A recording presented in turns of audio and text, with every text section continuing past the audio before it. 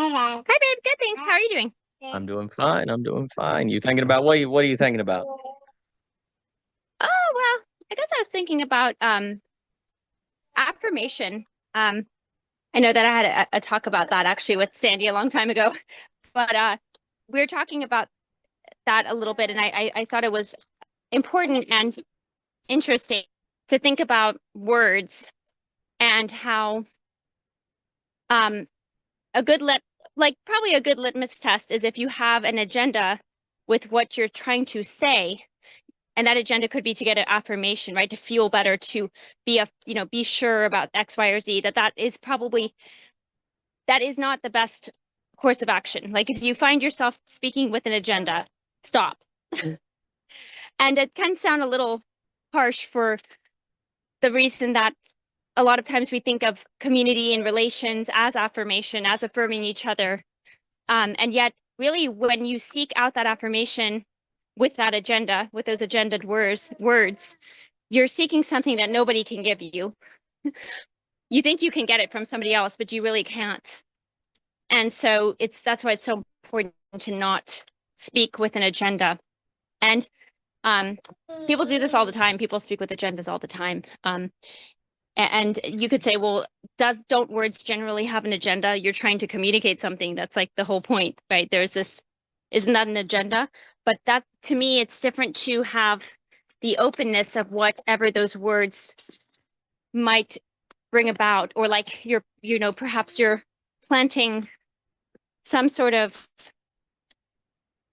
something into the world without the expectation or the demand for what exactly should come forth. But so there's like an openness, I think, that words should have.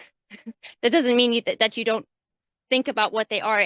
Ironically, actually, to not have an agenda with your words can make you more careful with your words versus using words with an agenda that just want to scratch an itch. Then you get more careless and more superfluous and more and even more hurtful with your words. So that's what I've been thinking about, Daniel. What does that bring to mind for you?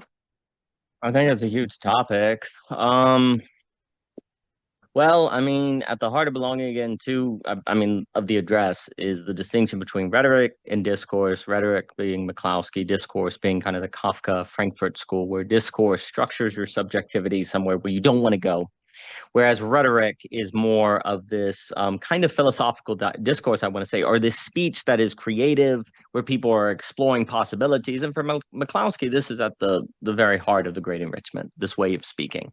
And, for her, ideas make the world through speech. I know the great Marcus Shiro was here, and he was saying McCloskey will now say she wished she would have said narratives make the world, more than just ideas, right? But they go together because, of course, narratives are ideas, and then narratives often require speaking and things. But the idea is that the world is made by how we talk. And of course, we switch the language and belonging again to Kafka likeness and voicecraft because the language of discourse and rhetoric can confuse people.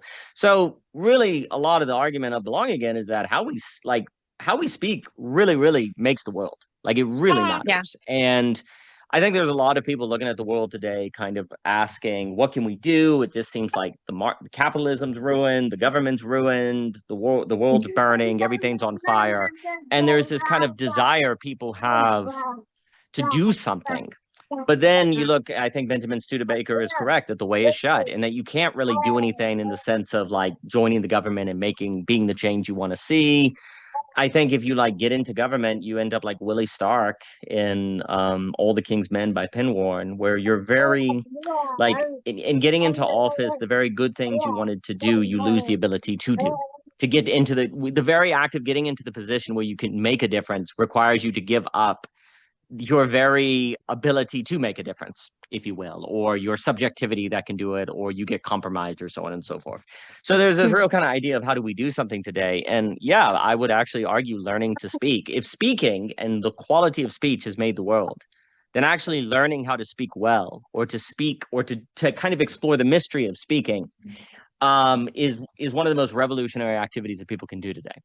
And so there does seem to be something in affirmation that is on the side of this problematic discourse, this problematic Kafka likeness that leads people ending up somewhere they don't want to go. Like it's somehow destroys spaces or hurts relationships. And I think if part of the political revolution is actually a regaining of the social, which I would argue was not chosen in the 1800s when we went more with the logic of capital. Now that has to be expanded on. We've spoken about it, but then a lot of opening new possibilities of our world will be regaining the social, which is going to be fundamentally regaining certain communicative acts. And one of the reasons we've lost it is, I think, because we speak to one another in such a manner that sets up relationships to fail. There are many things that do that. Speaking negativity into one another, gossiping, lying, like anger, like, you know, or talking about people versus ideas, which inevitably slips into ethical judgments. All of these things are kind of all part of what comes together to make a way of speaking that people have for one another that is leading toward death more than life. And so I guess I'm just thinking the first thing that's coming to mind is how so much really does depend on speech. Like so much of our fate determines speech. The quality of our speech determines the quality of our relationships, our friendships, and our world. And I think the problem with affirmation, there's a few things, it would seem to me, about affirmation. First off, you're assuming it exists, that you can get it and be affirmed.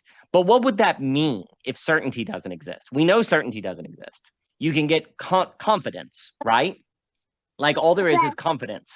But there's something about affirmation from another person which almost necessarily means it's atrophying your ability for confidence. Like confidence has to be something of a muscle you make, right? And so affirmation actually almost has to, in a way, atrophy your ability for confidence. And it's a search for certainty on an emotional level. Like you're trying to feel certainty. And so that's very problematic. Second, you're assuming you know what's best if you have an agenda. And I know affirmation and agenda are not necessarily the same, but there's also, I think you already said it, in the agenda and affirmation, you're not really letting the world unveil itself to you. You have a certain thing you want to see that you're indirectly working toward, right? And trying to move the board in its favor. And I'll throw it back to you this in a sec. I think the other issue with it is you're denying responsibility. Like you're trying to get something without that thing you get being your responsibility or you seen as wanting it. Like, you know, people want affirmation without wanting to be seen as wanting affirmation, right? So there's this way in which you're looking for it without being seen as looking for it.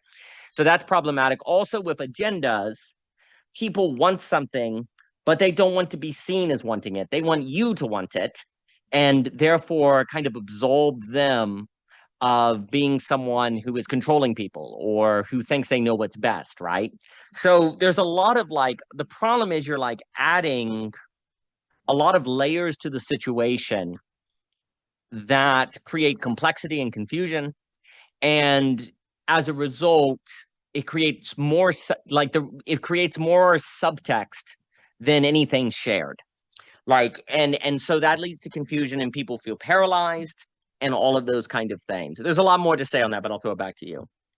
Yeah, and I think too, that's good on McCloskey, and I think that I think what people mostly know this, that words, it's like that little phrase you learn where it's like sticks and stones can hurt. Well, it's funny because so growing up, my mom changed it, amended it, where it's like sticks and stones can hurt my bones, but words can never hurt me. Have you ever heard of that phrase? Yeah. So, but my mom would change it to sticks and stones can hurt my bones, but words will always hurt me or can always hurt me. I just remember her doing that. It's not like some big thing we had in our family or whatever, but it was just something that she adjusted because she was trying to demonstrate that words can hurt and they do hurt. And in fact, there's a kind of longevity that words have that a bruise or a cut will not have, right? That's going to heal. But words are just there. They're just in your head. How do you get them out of your head? And that's where to the point you and Joachim were talking about on memory is so important, because a lot of people just want to forget because it's easier. It doesn't hurt as much.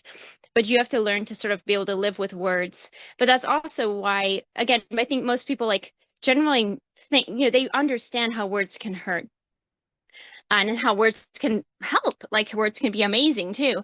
But I think we maybe just need to slow down and realize, just the gravity of it. And I do think the Christian metaphysics helps because, it's like, hey, the tongue is a small rudder.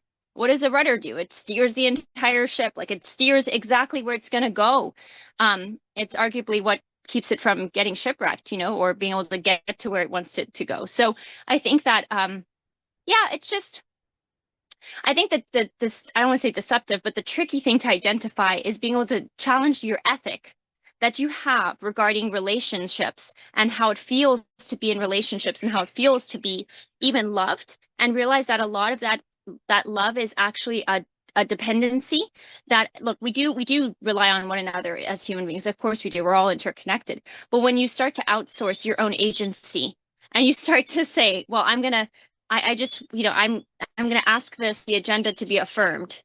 That's where the agenda and affirmation go together. Then that's when you've got problems, because, again, it can feel so loving, but a lot of stuff feels loving that's actually not loving at all. It's out of love, like we talk about, right? It's actually outside of love, and it can then be actually hatred.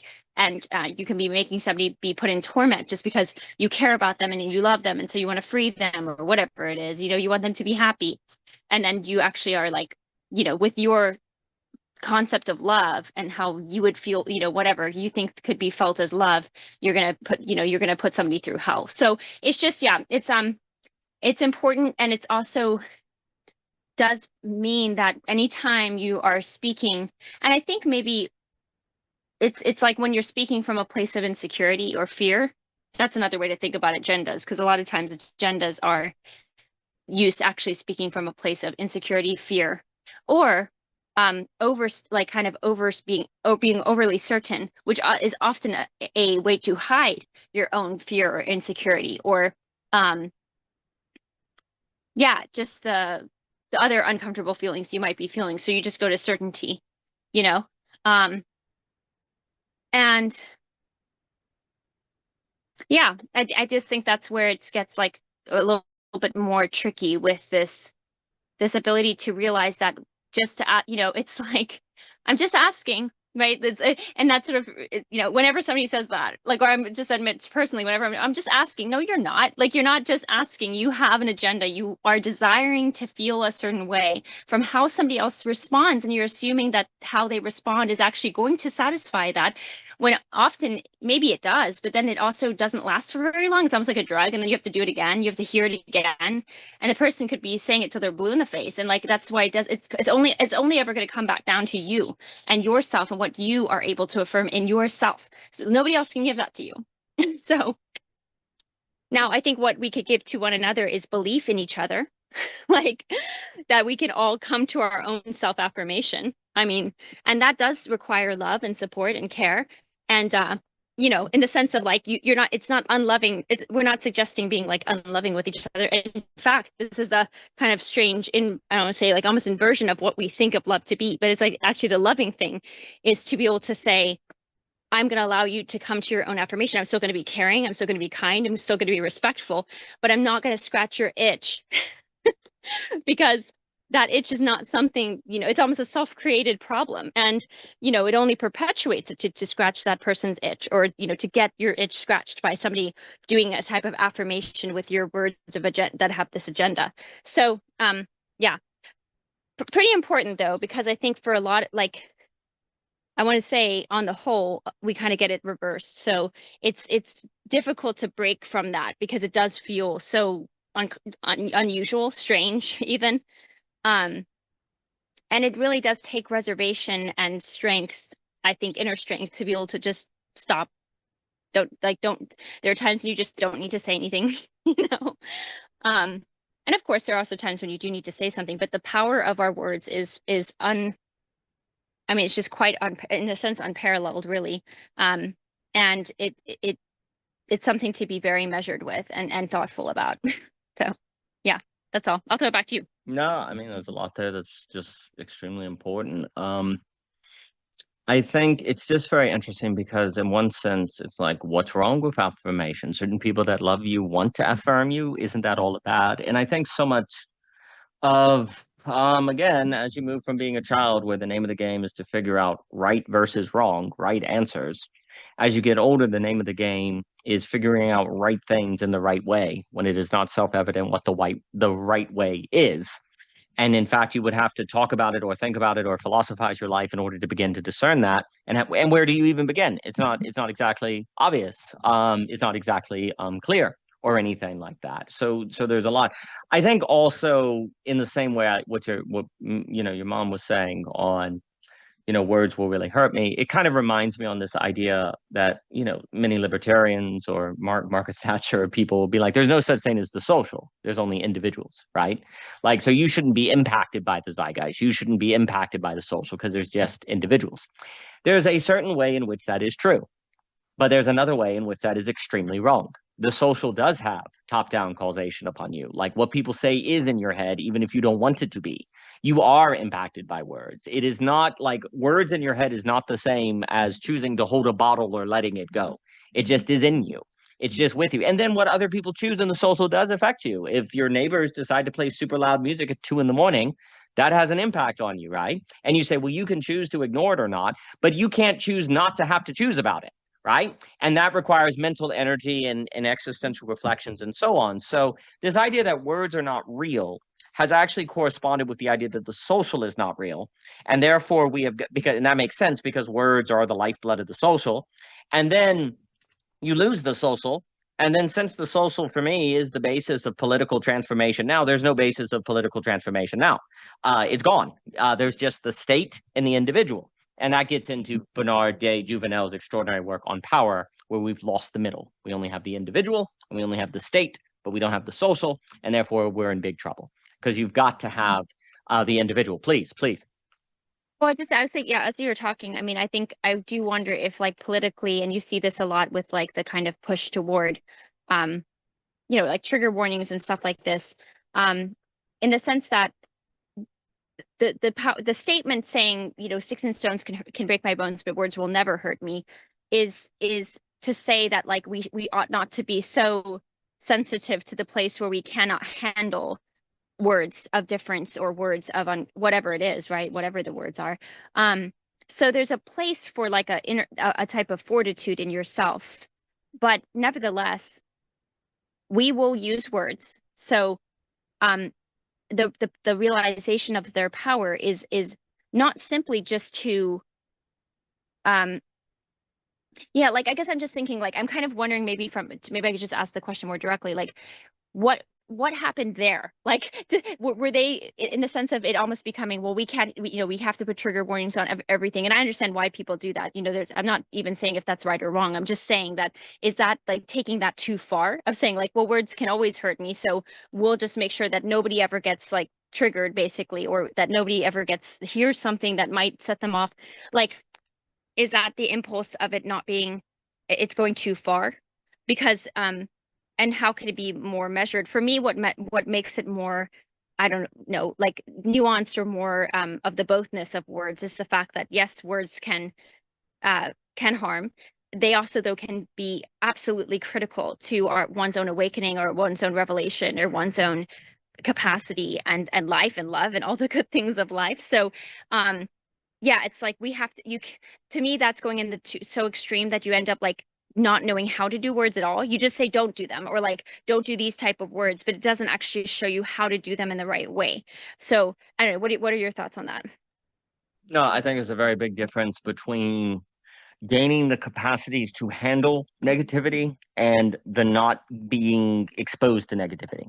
And the problem is all you're doing is making people fragile. And but the problem is like, what are the capacity to handle language? I think it's an educational initiative, and we're not taught how to speak and to write and to read, really. I mean, a literary education, if you will. Like, that is like how to respond to speaking and speaking well. That is not something people are trained in. And you're basically led to believe that you just ought to not feel words. It's not like a freaking light switch. Like we're led to believe everything is like a light switch now. You can just choose to turn it off. It doesn't go away. You feel it, right? And if you say, well, it's your choice if you respond to it, you're put in the place where you have no choice but to deal with it, right? So even if you deal with it by overcoming it, nevertheless, you had to expend energy. So what that means is eventually people are like, I'm just going to avoid the social so I don't have to expend this energy because it's too much. And so they do, and everyone's a hikikomori, right? So to say that you shouldn't let words affect you, they do affect you. And you can choose to not let them affect you. But to the degree you are trained in language is to the degree the amount of energy it will take to do that. And if it takes a lot of energy, eventually you're going to just say it's not worth being around people. And then everyone is individualized and atomized, and you can't have any social to bring about political, economic, or real transformation. And so then you just have the Koratani capital nation state. So that's where, for me, the libertarian has made a mistake in the sense of there's a way in which they're completely correct that you decide on if you let language impact you. But from just a collective probability assessment, what that means is gradually and slowly, people are going to just say it's not worth the energy expenditure, and you're going to lose relationships and the social will collapse. And that I do think is what has occurred. So for me, like, I guess I also want to say, and I know we don't have much time this evening, but it's kind of like the name of the game of language is not affirmation, but self-forgetfulness. And if you experience self-forgetfulness and flow, then afterwards you feel affirmed. But if you seek affirmation, you don't get it because you're looking for certainty. So weirdly, you feel affirmation when you forget yourself in speech. But that requires philosophy and flow and dialogos and circling and all of those different things. I don't think you can do it without ideas. So it's not by chance, and I'll throw it to you, is that in a world where people don't talk about ideas, they talk about people, they're always looking for affirmation. One of the reasons as well for that is because you want to make sure you're not one of the people that people are talking about. So you're looking for affirmation because there's a nervousness in the speech act where if speech is very often, say, about people, then there's also can be a kind of desire not to be one of those people or to kind of be more confident that speech is not going to be toward you. And so affirmation is also a protection from speech, actually, because people talk about people, they don't talk about ideas. And so they might be talking about you. So you're looking for affirmation to feel like they're not talking about you. And that is also just kind of a survival mechanism. And you're also you're so nervous because, and I'll tell you, if you're in a culture where people are mostly talking about people versus ideas, then then you know that how people mostly use their time is thinking about people. So there's a nervousness of, are they thinking bad about me right now? What are the people around me thinking about? Therefore, there's a nervousness that's primed into relationships, and affirmation is kind of what arises to deal with that perpetual prime feeling of nervousness. But if your culture was mostly talking about ideas, then you wouldn't have the same level of nervousness where you're looking for affirmation, knowing that most people are perpetually talking about people and one another and what they think their neighbor is doing. Is it good or is it bad? Or what problems they have with people at church or so on and so forth. So I think affirmation is also a reflection of the general socialization and culture of people talking about people versus ideas.